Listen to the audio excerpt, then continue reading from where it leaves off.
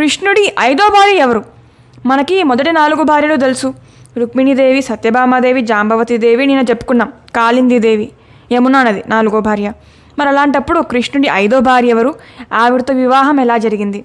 జన్మాష్టమి సందర్భంగా మొదలుపెట్టిన 30 రోజులు 30 కృష్ణ కథల సిరీస్కి స్వాగతం. కృష్ణుడికి 5గురు అత్తలు ఉండేవారు, అంటే తండ్రికి సోదరులు, సిస్టర్స్. కుంతి, శృతదేవ, శృతకీర్తి, శృతశ్రవ మరియు రాజాదిదేవి. ఈవిడ ఇంపార్టెంట్ మనకి ఈ కథలో. రాజాదిదేవి అవంతి రాజ్యం యొక్క మహారాజు జయసేనను వివాహం చేసుకున్నారు. వీరికి 2 పుత్రులు, ఇంకా ఒక పుత్రిక, ఆవిడ పేరు మిత్రవింద. మామూలుగా అయితే బావామర్దల వివాహం చాలా తక్కువగా చూస్తాము, ముఖ్యంగా ఉత్తర భారతదేశంలో. కానీ మధ్య మధ్యలో ఇలాంటి వివాహాలు జరిగినా అది వైదిక ఆచరణకి విరుద్ధంగా పరిగణింపబడదు. ఒకసారి జయసేన మహారాజు యొక్క పుత్రిక మిత్రవింద కృష్ణుడిని చూస్తారు, ఆకర్షితమైపోతారు, కృష్ణుడినే వివాహం చేసుకోవాలనుకుంటారు. కానీ దుర్యోధనుడు కూడా మిత్రవిందని వివాహం చేసుకోవాలనుకుంటారు. కృష్ణుడు పరమాత్మ, అందుకే కృష్ణుడికి ఈవిడ మనసులో ఏం జరుగుతుందో తెలుసు. మిత్రవిందాదేవి కృష్ణుడిని ప్రార్థిస్తారు, ఎలాగైనా తనని రక్షించమని. మిత్రవిందాదేవి కృష్ణుడినే పతిగా కోరుకున్నారు.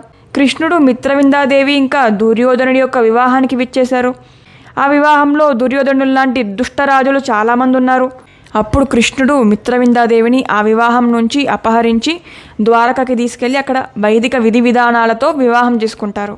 కృష్ణుడు పరమాత్మ, అందరు జీవాత్మలకి కృష్ణుడే నిజంగా పతి అన్నమాట. ఈ పతి అంటే భౌతిక జగత్తులో పతి పత్ని అలాంటి పతి అని కాదు. అందరు జీవాత్మకి అల్టిమేట్ డెస్టినేషన్ కృష్ణుడికి సేవ చేయడం, కృష్ణుడి ధామానికి చేరుకోవడమే. కృష్ణుడు పరమాత్మ. ఆయన ఈ భూమి మీదకి వచ్చినప్పుడు ఎన్నో దివ్యమైన లీలలు చేశారు, దుష్టుల్ని శిక్షించడానికి, భక్తుల్ని కాపాడడానికి, ఇంకా మనలాంటి జనాన్ని ఆయన వైపుకి ఆకర్షించుకుని మనకి శాశ్వతంగా ముక్తిని ప్రసాదించడానికి. అందుకే కృష్ణుడి ఈ దివ్యమైన లీలలని మామూలు మనిషి చేసిన లీలల్లాగా చూసి దూషిస్తే మాత్రం మీరే గొప్ప కృష్ణ భక్తిని కోల్పోతారు, ఈ జీవితం యొక్క పరమార్థం కోల్పోతారు. ఎందుకంటే భగవంతుడితో ఎవ్వరూ సమానం కాదు. రాధే రాధే.